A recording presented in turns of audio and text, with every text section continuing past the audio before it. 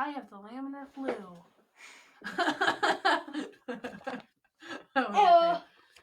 Can I say that now? No. Hello, Facebook. Hello. Welcome to Larry's Library. Tonight we're reading chapters 31 and 32 of Treasure Island. So our hero Jim Hawkins has made it all the way to Treasure Island with the treasure map that he got from Captain Billy Bones. They've survived the mutiny, and he finds himself in the mutineers' camp. And just on our last chapter, he was able to talk to Dr. Livesey, and he's remaining in the mutineers' camp. And we start tonight with chapter 31, The Treasure Hunt. Flint's Pointer. "Jim," said Silver, when we were alone, "if I saved your life, you saved mine, and I'll not forget it. I seen the doctor waving you to run for it with the tail of my eye, I did. And I seen you say no as plain as hearing, Jim. That's one to you. This is the first glint of hope I had since the attack failed, and I owe it to you. And now, Jim, we're to go in for this here treasure hunting with sealed orders, too, and I don't like it. And you and me must stick close, back to back like, and we'll save our necks in spite of fate and fortune." Just then a man hailed us from the fire that breakfast was ready, and we were soon seated here and there about the sand over biscuit and fried junk. They had lit a fire fit to roast an ox, and it was now grown so hot that they could only approach it from the windward, and even there not without precaution. In the same wasteful spirit they had cooked, I suppose, 3 times more than we could eat, and one of them, with an empty laugh, threw what was left into the fire, which blazed and roared again over this unusual fuel. I never in my life saw men so careless of the morrow. Hand to mouth is the only word that can describe their way of doing, and what with wasted food and sleeping sentries, though they were bold enough for a brush and be done with it, I could see their entire unfitness for anything like a prolonged campaign. Even Silver, eating away with Captain Flint upon his shoulder, had not a word of blame for their recklessness, and this the more surprised me, for I thought he had never shown himself so cunning as he did then. "Hi, mates," said he. "It's lucky you have barbecue to think for you with this here head. I got what I wanted, I did. Sure enough, they have the ship. Where they have it, I don't know yet, but once we hit the treasure, we'll have to jump about and find out. And then, mates, us that has the boats, I reckon, has the upper hand." Thus he kept running on with his mouth full of the hot bacon. Thus he restored their hope and confidence, and I more than suspect repaired his own at the same time. "As for Hostage," he continued, "that's his last talk, I guess, with them he loves so dear. I got my piece of news, and thank you to him for that, but it's over and done. I'll take him in a line when we go treasure hunting, for we'll keep him like so much gold in case of accidents, you mark. And in the meantime, once we got the ship and treasure both, and off to sea like jolly companions, why then we'll talk Mr. Hawkins over, we will, and we'll give him his share, to be sure, for all his kindness." It was no wonder the men were in a good humor now. For my part, I was horribly cast down. Should the scheme he had now sketched prove feasible, Silver, already doubly a traitor, would not hesitate to adopt it. He had still a foot in either camp, and there was no doubt he would prefer wealth and freedom with the pirates to a bare escape from hanging, which was the best he could have to hope on our side. Nay, and even if things so fell out that he was forced to keep his faith with Dr. Livesey, even then what danger lay before us? What a moment that would be when the suspicions of his followers turned to certainty, and he and I should have to fight for dear life. He, a cripple, and I, a boy, against 5 strong and active seamen. Add to this double apprehension the mystery that still hung over the behavior of my friends, their unexplained desertion of the stockade, their inexplicable cessation of the chart, or, harder still to understand, the doctor's last warning to Silver, "Look out for squalls when you find it." And you will readily believe how little taste I found in my breakfast, and with how uneasy a heart I set forth behind my captors on the quest for treasure. We made a curious figure, had anyone been there to see us, all in soiled sailor clothes, and all but me armed to the teeth. Silver had 2 guns slung about him, one before and one behind, besides the great cutlass at his waist, and a pistol in each pocket of his square-tailed coat. To complete his strange appearance, Captain Flint sat perched upon his shoulder and gabbling odds and ends of purposeless sea talk. I had a line about my waist and followed obediently after the sea cook, who held the loose end of the rope, now in his free hand, now between his powerful teeth. For all the world I was led like a dancing bear. The other men were variously burdened, some carrying picks and shovels, for that had been the very first necessary they brought ashore from the Hispaniola, others laden with pork, bread, and brandy for the midday meal. All the stores, I observed, came from I could see the truth of Silver's words the night before. Had he not struck a bargain with the doctor, he and his mutineers, deserted by the ship, must have been driven to subsist on clear water and the proceeds of their hunting. Water would have been little to their taste. A sailor is not usually a good shot, and besides all that, when they were so short of eatables, it was not likely they would be very flush of powder.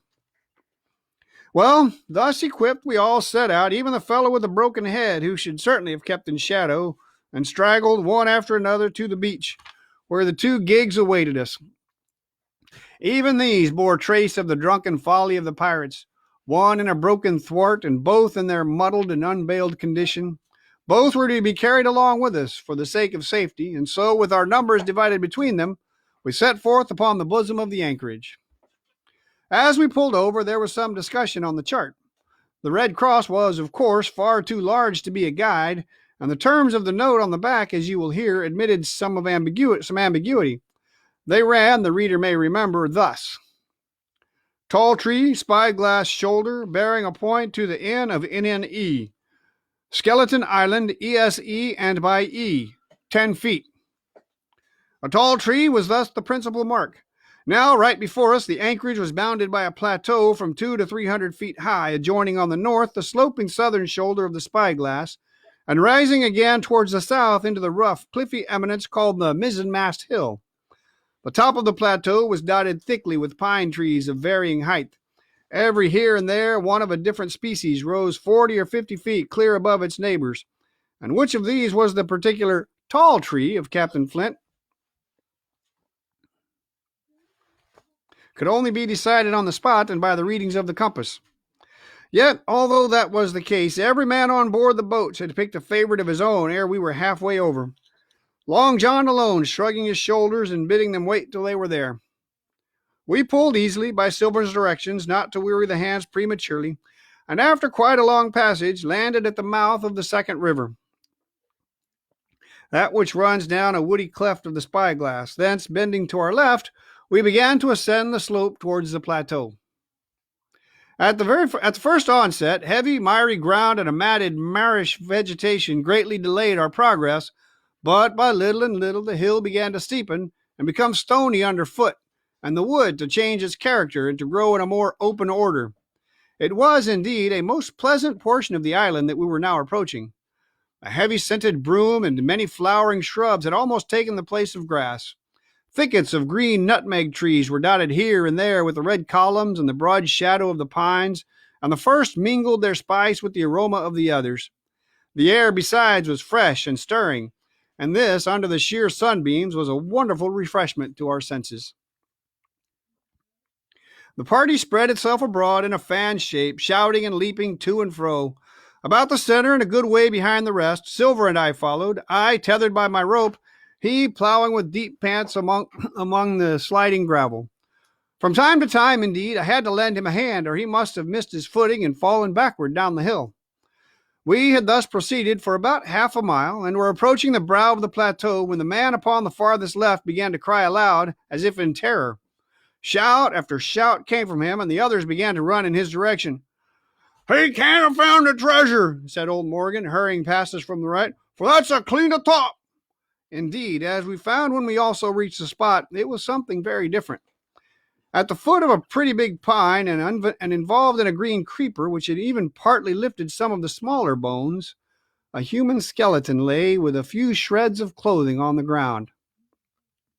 I believe a chill struck for a moment to every heart. "He was a seaman," said George Merry, who, bolder than the rest, had gone up close and was examining the rags of clothing. "Leastways, this is good sea cloth." "Aye, aye," said Silver. "Look enough. You wouldn't look to find a bishop here, I reckon. But what sort of a way is that for bones to lie? 'Tain't in nature." Indeed, on a second glance, it seemed impossible to fancy that the body was in a natural position. But for some disarray, the work perhaps of the birds that had fed upon him, or of the slow-growing creeper that had gradually enveloped his remains, the man lay perfectly straight, his feet pointing in one direction, his hands raised above his head like a diver's, pointing directly in the opposite. "I've taken a notion into my old numbskull," observed Silver. "Here's the compass.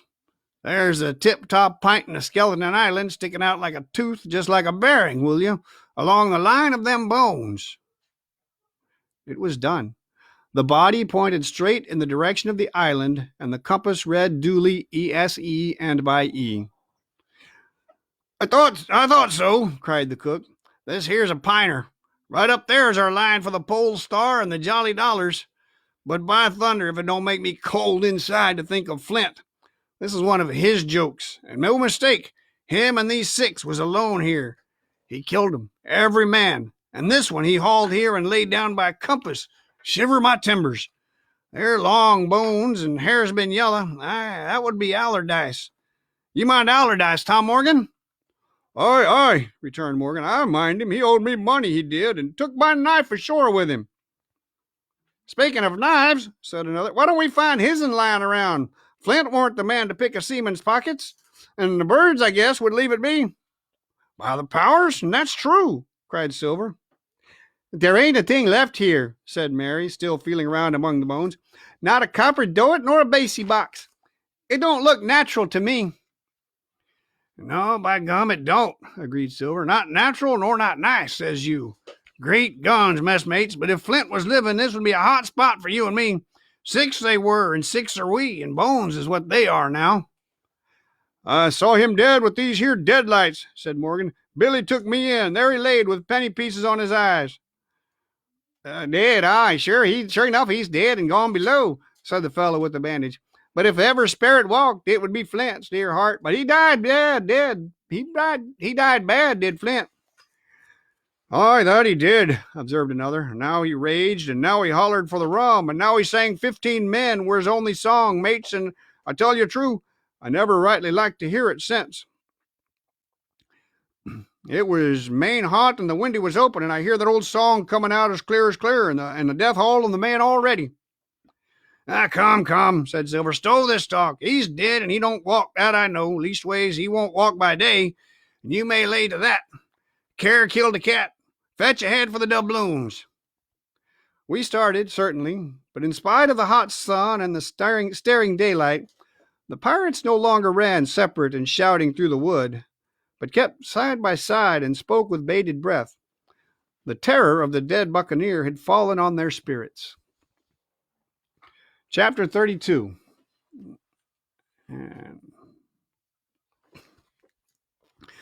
The treasure hunt, the voice among the trees. Partly from the damping influence of this alarm, partly to rest Silver and the sick folk, the whole party sat down as soon as they had gained the brow of the ascent. The plateau being somewhat tilted towards the west, this spot on which we had paused commanded a wide prospect on either hand. Before us, over the treetops, we beheld the Cape of the Woods fringed with surf. Behind, we not only looked down upon the anchorage and Skeleton Island, but saw, clear across the spit and the eastern lowlands, a great field of open sea upon the east. Sheer above us rose the Spyglass, here dotted with single pines, there black with precipices. There was no sound but that of the distant breakers mounting from all around, and the chirp of countless insects in the brush. Not a man, not a sail upon the sea. The very largeness of the view increased the sense of solitude. Silver, as he sat, took certain bearings with his compass. "There are 3 tall trees," said he, "about in the right line from Skeleton Island. Spyglass shoulder, I take it, means that lower p'int there. It's child's play to find the stuff now. I've half a mind to dine first." "I don't feel sharp," growled Morgan. "Thinking of Flint, I think it were as done me." "Ah, well, my son, you praise your stars he's dead," said Silver. "He was an ugly devil," cried a third pirate with a shudder. "That blew in the face, too." "That was how the rum took him," added Mary. "Blue, well, I reckon he was blue. That's a true word." Ever since they had found the skeleton and got upon this train of thought, they had spoken lower and lower, and they'd almost got to whispering by now, so that the sound of their talk hardly interrupted the silence of the wood. All of a sudden, out of the middle of the trees in front of us, a thin, high, trembling voice struck up the well-known air and words. 15 men on a dead man's chest. Yo ho ho, and a bottle of rum. I never have seen men more dreadfully affected than the pirates. The color went from their 6 faces like enchantment. Some leaped to their feet, some clawed hold of others. Morgan groveled on the ground. "It's Flint, by!" cried Mary. The song had stopped as suddenly as it began. Broken off, you would have said, in the middle of a note, as though someone had laid his hand upon the singer's mouth. Coming so far through the clear, sunny atmosphere among the green treetops, I thought it had sounded airily and sweetly, and the effect on my companions was the stranger. "Come," said Silver, struggling with his ashen lips to get the word out. "This won't do. Stand by to go about. This is a rum start, and I can't name the voice. But it's someone skylarking, someone that's flesh and blood, and you may lay to that." His courage had come back as he spoke, and some of the color to his face along with it. Already the others had begun to lend an ear to his encouragement, and were coming a little to themselves, when the same voice broke out again, not this time singing, but in a faint, distant hail that echoed yet fainter among the clefts of the spyglass. "Darby McGraw!" it wailed, for that is the word that best describes the sound. "Darby McGraw! Darby McGraw!" Again and again and again, and then rising a little higher, and with an oath that I leave out, "Fetch aft the rum, Darby!" The buccaneers remained rooted to the ground, their eyes starting from their heads. Long after the voice had died away, they all still stared in silence dreadfully before them. "That fixes it," gasped one. "Let's go." "They was his last words," moaned Morgan. "His last words above board." Dick had his Bible out and was praying volubly. He had been well brought up, had Dick, before he came to sea and fell among bad companions. Still, Silver was unconquered. I could hear his teeth rattle in his head, but he had not yet surrendered. "Nobody in this here island ever heard of Darby," he muttered. "Not one but us that's here."